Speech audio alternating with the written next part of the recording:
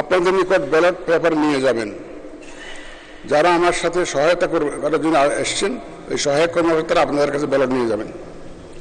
Ballot পেপারের মুড়িতে ব্যালটের ক্রমিক নম্বর, মাননীয় সংসদ সদস্যদের নাম, বিভক্তি নম্বর উল্লেখ আছে।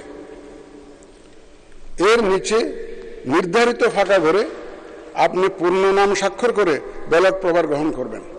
দয়া করে পূর্ণ নাম স্বাক্ষর করে ব্যালট পেপারটা গ্রহণ করবেন আপনারা।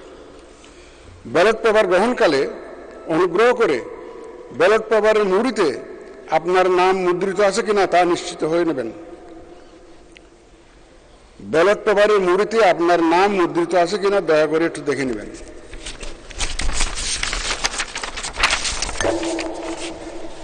ব্যালট পেপারে প্রতিদ্বন্দ্বী প্রার্থীদের নাম বাংলা বর্ণমালার আদ্যক্ষরের ক্রমানুসারে মুদ্রিত আছে।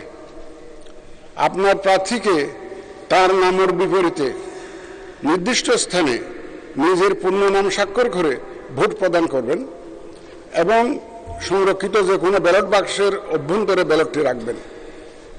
আপনি নিজের পূর্ণ নাম স্বাক্ষর করে ভোট প্রদান করবেন। শূন্য স্থানে নিজের পূর্ণ নাম স্বাক্ষর করে ভোট প্রদান করতে হবে। ভোট গ্রহণ বিকাল 5টা শেষ হওয়ার পর ভোট গণনা করা হবে।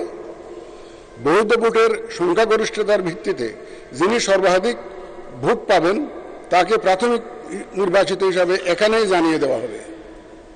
অতঃপর সরকারি গেজেটে ফলাফল প্রকাশ করা হবে।